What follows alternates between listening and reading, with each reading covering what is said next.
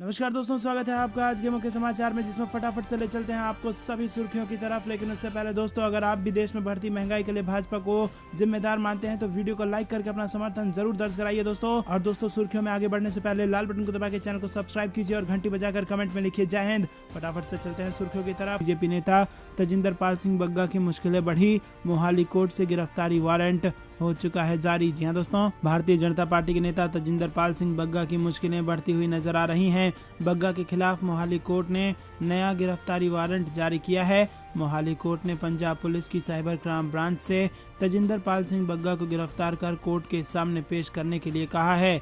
वहीं दोस्तों, आपको बता दें कि जानकारी के मुताबिक पंजाब के मोहाली की कोर्ट ने 7 मई को दिल्ली बीजेपी के प्रवक्ता तजिंदर पाल सिंह बग्गा के खिलाफ नया गिरफ्तारी वारंट जारी किया। मोहाली के न्यायिक मजिस्ट्रेट ने गिरफ्तारी वारंट जारी करते हुए पंजाब पुलिस की साइबर क्राइम ब्रांच को बग्गा को गिरफ्तार करने और कोर्ट में पेश करने के लिए कहा है। आपको बता दें कि बग्गा के खिलाफ साहिबजादा अजीत सिंह नगर के क्रिमिनल कोर्ट के न्यायिक मजिस्ट्रेट प्रथम श्रेणी की अदालत ने अरेस्ट वारंट जारी किया है। बग्गा के खिलाफ पंजाब पुलिस की क्राइम ब्रांच ने आईपीसी की धारा 153A, 505, 505(2) और 506 के तहत मामला दर्ज किया है और इसी मामले में कोर्ट ने वारंट जारी कर बग्गा को गिरफ्तार कर कोर्ट में पेश करने को कहा। मोहाली कोर्ट ने नया गिरफ्तारी वारंट जारी होने के बाद अब बग्गा पर गिरफ्तारी की तलवार फिर से लटका दी है और पंजाब पुलिस की टीम किसी भी समय बग्गा को गिरफ्तार करने के लिए दिल्ली के लिए रवाना हो सकती है। गौरतलब है कि अभी एक दिन पहले ही पंजाब की पुलिस ने तजिंदर पाल सिंह बग्गा को गिरफ्तार किया था। इसके बाद मामला 3 राज्यों दिल्ली, हरियाणा और पंजाब की पुलिस के बीच उलझ गया था। रुक करते हैं अगली बड़ी खबर की तरफ। यूपी चुनाव में भाजपा को कैसे मिली जीत, अखिलेश यादव ने खोले कई राज, लगाए गंभीर आरोप। जी हाँ दोस्तों, समाजवादी पार्टी अध्यक्ष अखिलेश यादव ने कहा कि भाजपा सरकार में अन्याय अत्याचार बहुत बढ़ गया है। समाजवादी लोग नहीं खड़े हुए तो अन्याय और अत्याचार और होगा। अखिलेश यादव ने शनिवार को सपा मुख्यालय में पार्टी नेता विनोद कुमार सिंह उर्फ पंडित सिंह की प्रथम पुण्यतिथि के मौके पर ये बात कही। उन्होंने कहा कि जनता ने समाजवादी पार्टी को बहुत वोट दिया, लेकिन बेईमानी से भाजपा को जिताया गया। जनता आज भी विधानसभा चुनाव परिणाम पर भरोसा नहीं कर पा रही है। सपा अध्यक्ष ने कहा कि आज भी वही बुनियादी सवाल है, महंगाई लगातार बढ़ रही है, बेरोजगारी पहले से ज़्यादा है और इसके लिए भाजपा सरकार जिम्मेदार है। किसानों को उनकी फसलों का लाभकारी मूल्य नहीं मिल रहा है। रुक करते हैं अगली बड़ी खबर की तरफ।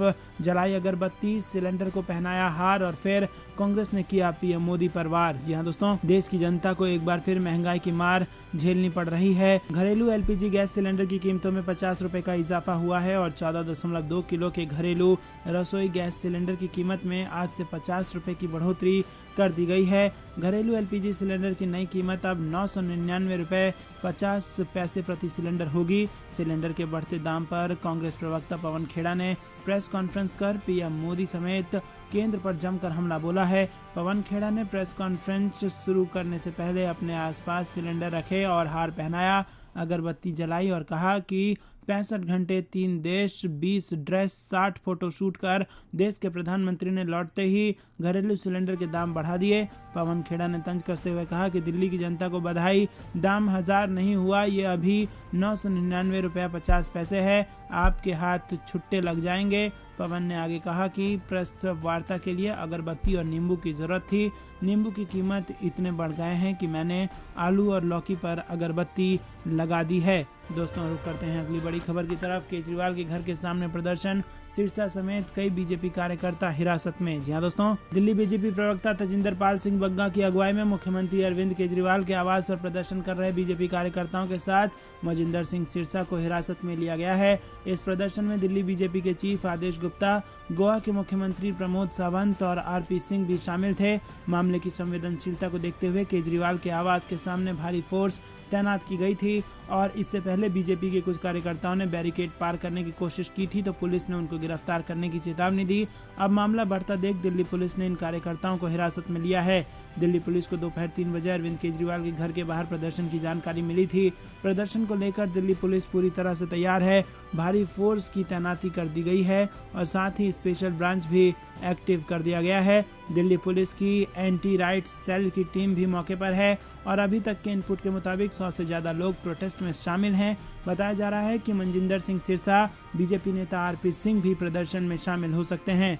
रुख करते हैं अगली बड़ी खबर की तरफ, जो कि महाराष्ट्र से आ रही है। शिवसेना नेता संजय राउत ने लाउड स्पीकर विवाद को कहा क्लोज चैप्टर, बीजेपी को भी दी नसीहत। जी हाँ दोस्तों, लाउड स्पीकर के मुद्दे को एक बंद अध्याय करार देते हुए शिवसेना नेता संजय राउत ने शनिवार को कहा कि बीजेपी को इस विषय के बजाय बढ़ती महंगाई और बेरोजगारी के बारे में बात करनी चाहिए, क्योंकि लोग इन चुनौतियों का सामना कर रहे हैं। राउत ने कहा कि प्रधानमंत्री, वित्त मंत्री और बीजेपी के शीर्ष नेता महंगाई और बेरोजगारी के मुद्दे पर बात नहीं करते। उनके मुद्दे अलग हैं। वो केवल इस पर बात करते हैं कि पंजाब और महाराष्ट्र की पुलिस क्या कर रही है। उन्होंने दावा किया कि लाउड स्पीकर का मुद्दा एक बंद अध्याय है, क्योंकि इसके आधार पर हिंदू मुस्लिम विभाजन के प्रयास विफल हो गए हैं। शिवसेना सांसद ने कहा कि जहां तक सवाल लाउड स्पीकर के मुद्दे का है, तो इससे सबसे बड़ा झटका हिंदू समुदाय को लगा है। राउत ने आरोप लगाया कि मस्जिदों पर लगे लाउड स्पीकर को प्रतिबंधित करने की मांग उठाकर हिंदुओं और मुसलमानों के बीच तनाव भड़काने का प्रयास किया गया,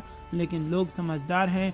लाउड स्पीकर के संबंध में उच्चतम न्यायालय के निर्देशों को लागू किया जा रहा है और लाउड स्पीकर पर एक राष्ट्रीय नीति होनी चाहिए। शिवसेना नेता ने कहा कि देश की जनता महंगाई और बेरोजगारी जैसे मुद्दों से जूझ रही है, लेकिन भाजपा का कोई नेता इस पर बोलने को तैयार नहीं है। रुख करते हैं अगली बड़ी खबर की तरफ।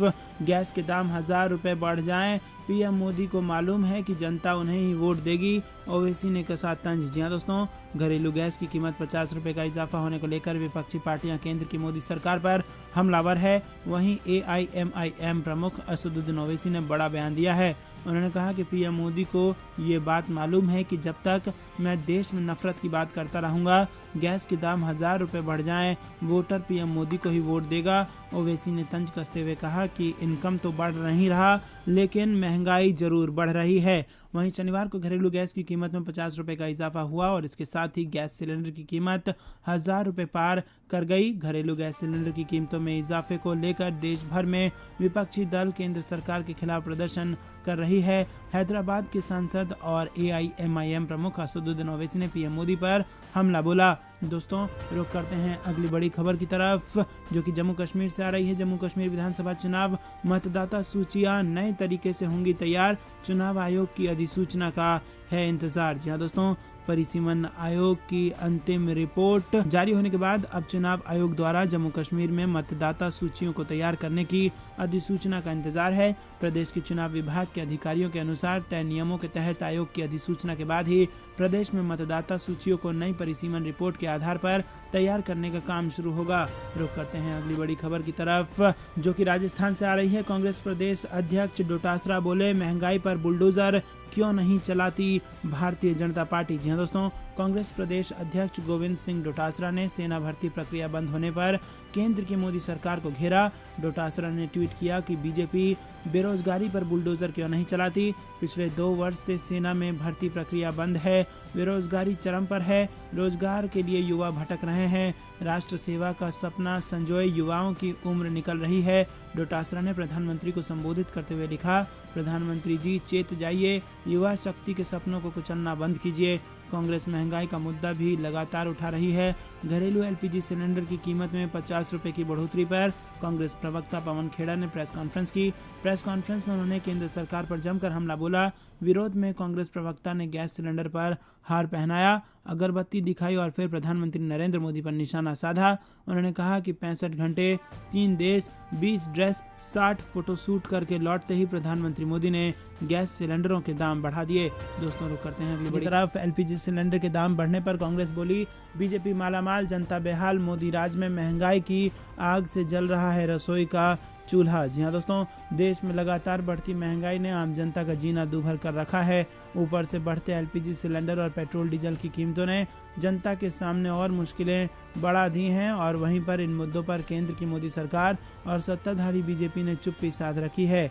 मुख्य विपक्षी दल कांग्रेस लगातार इन मुद्दों को उठा रही है।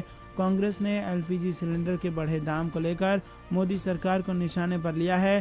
कांग्रेस नेता रणदीप सिंह सुरजेवाला ने LPG सिलेंडर के बढ़े दाम के मुद्दे पर कई ट्वीट किए हैं और इस मुद्दे पर मोदी सरकार को घेरा है। उन्होंने ट्वीट कर कहा कि मोदी सरकार में रसोई का चूल्हा महंगाई की आग से जल रहा है और सुबह महंगाई की एक और किस्त घरेलू एलपीजी सिलेंडर के दाम भी आज 50 रुपए बढ़ा दिए गए। इससे पहले 22 मार्च को भी 50 रुपए दाम बढ़ाए गए थे।